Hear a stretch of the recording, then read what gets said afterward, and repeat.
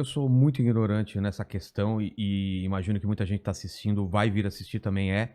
Então, se você não se importar em explicar o básico do básico, eu queria voltar lá atrás, desde da criação de Israel, ou se você acha que precisa voltar um pouco antes no tempo e explicar o que levou à criação de Israel até hoje, Gaza, Palestina, tudo para mim é uma coisa muito complicada e eu acho que para a maioria das pessoas, né, entender esse conflito. Porque parece que não é um conflito Israel e Palestina, Não, é, não. é uma coisa muito maior, né? Não, não, então, esse problema que existe agora Não é? não, É Rama, É Hamas e Israel. tá. Então, assim, Então, para mim é complicado. Como você acha melhor a gente voltar no tempo para explicar? Qual que é o melhor caminho? Para tentar, né? Eu é, sei que é difícil. é porque, assim, tem muitos detalhes, né? Um É. conflito de... A gente poderia dizer que esse conflito começa em 1860, mais ou menos. Caramba. Conflito, eu estou dizendo, quando volta a existir o início de um movimento nacional judaico para ganhar independência e soberania em parte da região da Palestina, porque o Tá. nome da região é Palestina. Não era um país, era uma Não, era tudo região. do Império Otomano na época. Tá. E tudo chamava Grande Síria ou Síria-Palestina. Palestina vem de filisteus. Filisteus era o nome de um povo grego que invadiu a região 7 séculos antes da Era Comum e eram inimigos do povo judeu. Lembra de Sansão? Sim. Então, ele lutou contra os filisteus. Tá. Essa história, que é uma história bíblica, mas eu não sou um teólogo, nem não sou eu sou bem agnóstico, mas assim, o nome Palestina vem de Plishtim. E Plishtim em hebraico é invasores. Tá. Eles eram chamados de invasores. Esses caras eram bastante inimigos dos povos da região. E quando os romanos dominam a região, depois de de várias revoltas, eles vão destruir o Jerusalém, vão mudar o nome de Jerusalém para Herocapitolina e vão mudar o nome da Judéia e Samaria. Judéia é de onde vieram os judeus, né? Por isso que os judeus chamam judeus, eles vieram da Judéia. Judéia é o que hoje em dia é parte sul da Cisjordânia, Tá. ou margem ocidental, ou Cisjordânia, ou Judéia. E eles vão destruir Jerusalém, e aí os judeus vão ser colocados no exílio. E para poder humilhar, e isso era muito comum entre os impérios naquela época, você muda o nome da região para o nome do inimigo de quem você está expulsando. Então eles mudaram o nome para Palestina, terra dos Entendi. filisteus. Entendi. E não tem nada a ver o nome, e eu não estou agora desmerecendo o nacionalismo palestino e nem os palestinos hoje e a sua vontade por autodeterminação, eu super respeito, tenho vários amigos árabes palestinos, mas naquela época a gente não está falando da religião islâmica ainda, porque não tinha, Maomé não tinha, estamos falando de 600, 700 anos antes do Islã existir, Sei. né? Aí, obviamente, esse nome da região fica Síria-Palestina. Síria-Palestina, que era o nome de toda a região. Todo o Levante, onde é hoje em dia os países que nós conhecemos como Síria, Líbano, Jordânia, Israel, Cisjordânia, faixa de Gaza. Tá. Então, esse pedaço era o pedaço do Levante, que Entendi. tá num... Você tem dois grandes planaltos e você tem uns enclaves no meio, e é mais ou menos essa região. Então você tem aí toda uma história atrás dessa região, e obviamente Jerusalém como marco importante religioso judaico, depois cristão. Jesus nasce em Belém, é crucificado em Jerusalém, cresce em Nazaré. Então Tudo é lá, tudo né? perto, né? Belém é 20 quilômetros para baixo de Jerusalém, Nazaré deve ser 60 quilômetros, 70 quilômetros para cima, né? Então você tem aí toda uma importância que no final das contas, quando Saladino, o conquistador árabe, vai, que nem a gente tem aqui o conquistador latino-americano, como é que chama? Que toda cidade tem o nome da Ah, rua dele, é o. caramba. Esse é o nome do cara. Sei, sei. É o. Puta, me fugiu. Li- Vê aí, vê no Google. Libertador. É. Como é que ele chama? Libertador alguma coisa. Você tem o Google aí. Não olha pra gente, não. Não, mas eu tô tentando entender. É o, é O o, o Libertador. Libertador O da Libertador da América. América Latina, É. esqueci o nome É, dele. tem todo o Fugiu. país tem uma rua, tem uma praça dele. É. No Brasil não, né? Mas. No Brasil não, mas na América Na América Latina. Latina tem. É. Bom, enfim, você tem aí uma. E aí você tem Bolívar. Bolívar. Não, Libertador Bolívar? Sim, sim. Simão Bolívar. Simão Bolívar. É. Aí você tem toda uma toda uma invasão. No final das contas, os povos vão se conquistar. O povo árabe vai conquistar parte do Oriente Médio. Eram povos nômades, eram povos politeístas, principalmente, que adoravam imagens. E aí você vai ter uma conquista do monoteísmo, tanto cristão na Europa, como depois a ideia do cristianismo, né, na Europa. Quando Roma adere ao cristianismo, eles vão mudar várias coisas para atender necessidades de diversos povos pagãos ou politeístas. Então, o sábado era o dia sagrado, porque ainda vinha do judaísmo, depois passa a ser o domingo para poder atender um povo pagão aí que adorava o sol. Tá. Então, por isso Sunday, né? Ah, tá. Enfim, você tem aí uma série de coisas relacionadas a essas conquistas e, no final das contas, os árabes vão chegar, conquistar. O Islã vai, obviamente, como uma grande religião monoteísta, depois do judaísmo, depois do cristianismo, vai conquistar Jerusalém e vai construir uma mesquita de Al-Aqsa e o Domo da Rocha, que é aquela cúpula dourada que vocês veem na televisão, no mesmo lugar onde estava o segundo templo judaico que tinha sido destruído pelos romanos. É o mesmo lugar, o mesmo quadrilátero. Caramba, que treta. Pois é. Bela de uma treta. Que treta. E fizeram isso com certeza de propósito. Não, mas não fizeram de propósito no sentido de provocar. Afronta. Ah, não é? Eles fizeram de propósito no sentido de é um lugar sagrado. Ah. Cara, alguns lugares, por incrível que pareça, atraem mesmo o sagrado. Dizem até alguns historiadores que eles fizeram para proteger o local sagrado judaico de uma invasão de não sei quem e tal. Mas é que hoje em dia as narrativas estão tão polarizadas que falam é meu, é teu, não sei o que, não sei o que lá. No final das contas, eu acho que isso prejudica para tentar resolver no final das contas. Mas, vamos lá.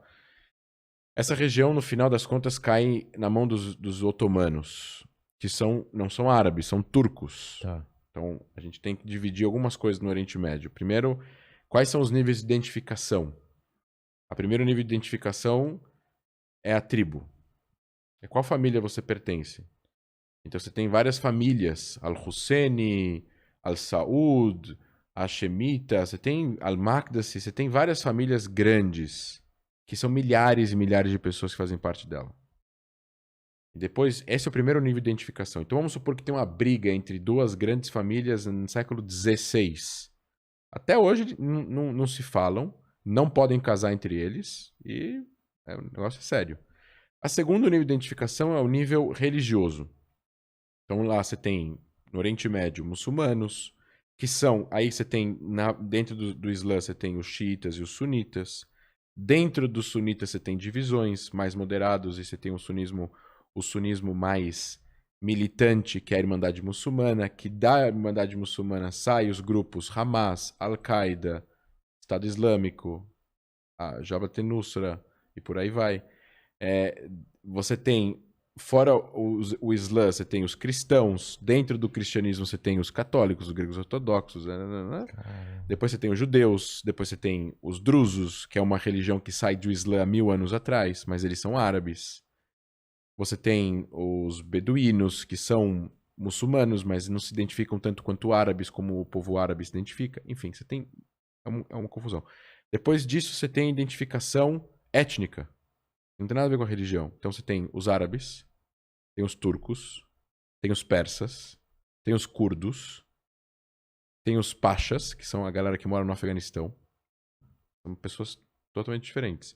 Então, aí você tem... Os curdos são muçulmanos, mas não são árabes, são curdos. Os turcos são muçulmanos, mas não são árabes, são turcos. Os persas são muçulmanos, mas não são árabes, são persas. E depois você tem árabes que não são muçulmanos. Em Alexandria, os coptas, no Egito, são cristãos, mas são árabes, mas não são muçulmanos. Você tem cristãos no Líbano, tem cristãos em Israel. 200 mil cristãos moram em Israel, principalmente em cidades como Nazaré e Jaffa, que são cristãos, estão lá há 2000 anos. São cristãos árabes, falam árabe, a língua mãe deles é árabe, mas são cristãos, não são muçulmanos. Então você tem assim, essa é a identificação étnica. Depois você tem a identificação nacional, que é a última, que chega nos últimos 100 anos. Que é se você é sírio, se você é libanês, se você é egípcio, se você é iraquiano, etc. e tal. Mas essas identificações, elas são fortes, mas as anteriores são mais fortes ainda. Por isso que existem guerras dentro desses países, muitas vezes entre as pessoas do próprio país. Iraque teve guerra civil, Afeganistão teve guerra civil, o Egito teve guerra civil, o Líbano teve guerra civil, a Tunísia teve golpe, a Argélia, todos esses países acabam, de uma certa forma, implodindo por dentro por causa de interesses de tribos rivais, ou etnias rivais, ou religiões rivais, dentro do próprio país. Porque isso é mais forte, às vezes, do que a nacionalidade. Que, no final das contas, é um sistema político que o Ocidente, no final das contas, acaba criando com a Revolução Francesa e tal, a Revolução Americana, que acaba não se adaptando muito bem em muitos lugares do mundo. Essa coisa de fronteira, com linhas retas, dividindo países. Com regras bem específicas. Com regras específicas, e que você tem aí quem vai ser o governante daquele país. Então, o Iraque, por exemplo. Saddam Hussein é sunita. E o Iraque é 60%, 62% xiita. Caramba. E o cara comandou o país, que ele era minoria, e mandava matar um monte de gente. Ele chegava nas cidades no Iraque e falava quem é o mafioso aqui, quem é o criminoso da cidade. E esse cara, você é o prefeito da cidade agora, eu acabei de nomear. É assim. Que doideira. O Assad na família... A Síria é um país comandado por uma ditadura familiar que foram 3 golpes militares, um dentro do outro quase, praticamente na década de 60. Um golpe, depois outro golpe. Todo mundo do exército, coronéis. O Egito tinha um rei. O rei sai, o Nasser, lá atrás, na década de 50, vai e faz um golpe, não deixa o rei voltar. A partir de agora, o Egito é um estado, uma ditadura militar, laica, não religiosa. E aí começa, tem várias histórias que são paralelas dentro do Oriente Médio, mas no final das contas, a criação de Israel, que você me perguntou, a gente poderia talvez trazer o Império Otomano deixa de existir na Primeira Guerra Mundial. Tá. Que é o paralelo ao fim da Primeira Guerra do Império Otomano. A gente tem que voltar ainda 50 anos antes do Império Otomano acabar. Em 1860, 65, 70, 85, 90, que é quando muitos judeus que já moravam... sempre teve presença judaica lá. Teve, obviamente, mais presença árabe, porque aquela região foi dominada por impérios árabes e muçulmanos ao longo dos últimos 1000 anos, né? Antes do século XX. Mas existiam judeus em Jerusalém, eles eram maioria em 1860, tinham 10 mil pessoas em Jerusalém. Só a Cidade Velha era construída. Primeiro bairro fora da Cidade Velha de Jerusalém. Para as pessoas saberem, não tinha Jerusalém Oriental, Ocidental, não existia isso, era só a Cidade Velha. Tá. As pessoas saíram. O primeiro bairro é Montefiore, que é 1861. Judeu, empresário, queria que as pessoas fossem morar fora da Cidade Velha por causa de doenças e saneamento básico. É muito apertado, estava muito velho, a galera estava morrendo, vamos sair da Cidade Velha e abrir novos bairros. Então, assim, o movimento sionista, que isso é importante colocar, o movimento de autodeterminação do povo judeu, esse é o nome, sionismo. A volta a Jerusalém, Sion é o nome da montanha lá do lado de Jerusalém. Monte Sion. Não é nada mais além disso, sionismo. Sionismo é os judeus quererem se autodeterminar em parte da sua terra ancestral. Só. O sionismo, assim como se você podemos falar assim, o que seria um patriota brasileiro? Um cara que quer que o Brasil continue existindo como um país para os brasileiros.